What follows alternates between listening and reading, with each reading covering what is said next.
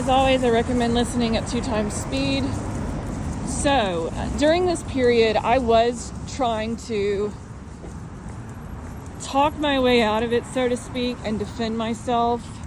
The psychiatrist they assigned me to originally, I did talk to him. For those first couple 3 or 4 days, but all I discussed were the details of the case. Tried really hard to connect with him. And of course he was still saying, well, I still think you should take the Risperdal. And of course I was refusing. The one good thing to come out of that doctor was he said, I agree you're not manic.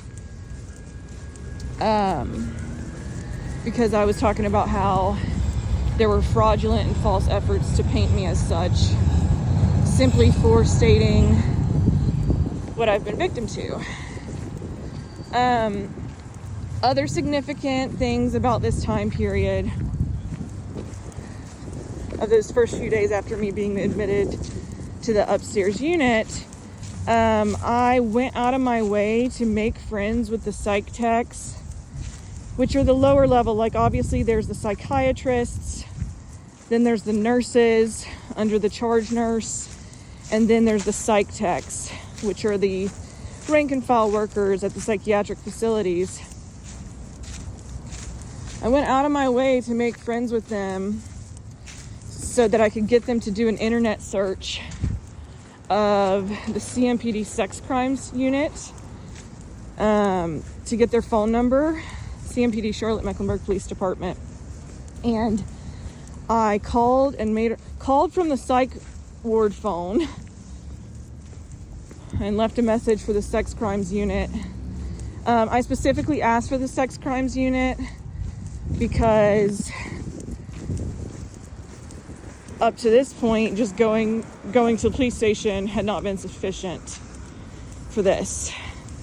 So I figured, okay, let me specialize this. I also did the same thing with the FBI phone number.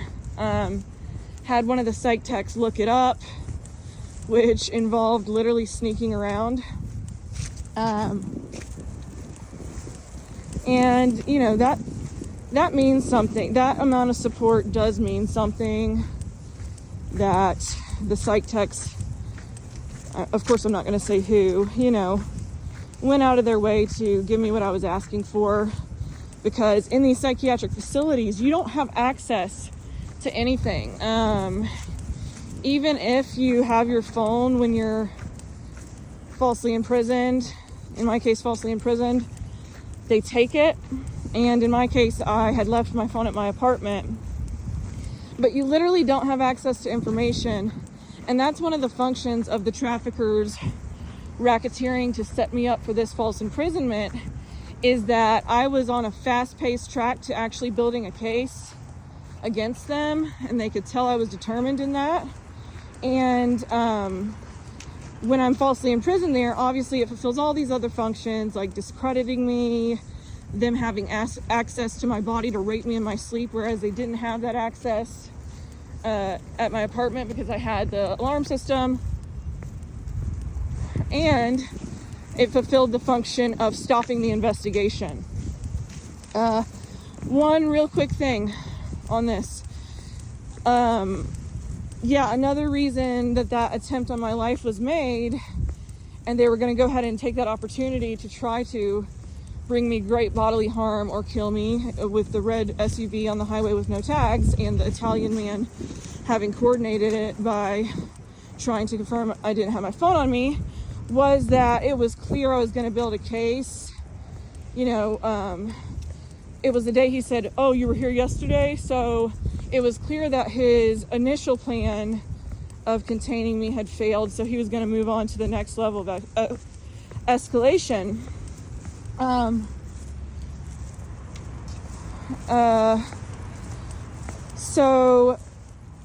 That's part of the reason that they had the motivation to try that was, okay, let's go ahead and nip this in the bud before she can give them any more information. So I did call and make those reports. to both CMPD sex crimes and to the FBI. Now, when I called the FBI, it was the general tip line. And I said, just like the CMPD sex crimes, I said I've been raped inside of a psychiatric facility, said where I was being held. I said they're denying me access to a medical doctor and denying me access to a rape kit. Well, when I called the FBI tip line, I said, I have an FBI contact regarding this trafficking case.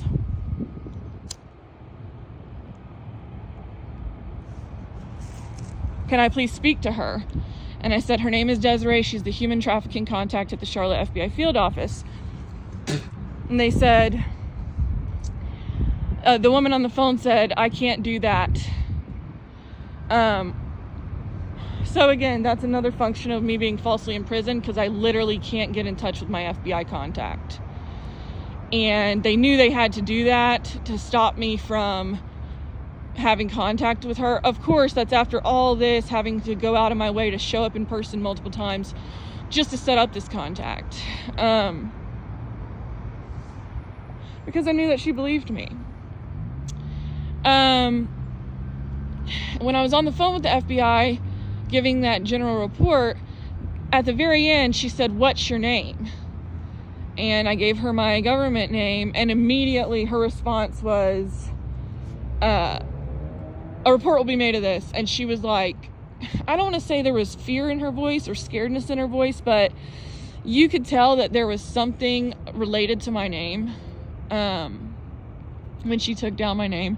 That's been a constant throughout all of this. With the racketeering, so just real quick, I want to say that's how I knew that the traffickers had already gotten to the FBI to put dirt on my name, label me as something threatening. That's what I could tell at the time. And yeah, that was all that came of that. So, you know, that just goes to show I went out of my way to give those reports, on top of advocating for trying to see emergency care inside of the facility. I did everything in my power to not only leave a paper trail of this first rape, but to take all the measures I could. I think I asked, when I called the CMPD sex crimes unit, I said, can someone please come, can we please send the sex crimes? Her name, I remember her name. I asked for her by name because I had them look up her exact name. I said, can we please have her come during visiting hours and take my statement of the rape? Again, having been drugged and raped in my sleep, I had no recollection of the rape itself. And I did use kind of ambivalent language, but that's got nothing to do with the fact that I never heard back and nobody did anything about it. So then the other important piece of this is that I could tell in the days leading up to my false imprisonment, I could tell that someone claiming to be FBI, or probably just FBI, had reached out to my grandmother. She never told me. You could tell she was too scared. It's obvious that when they reach out to people, they're like, don't tell her.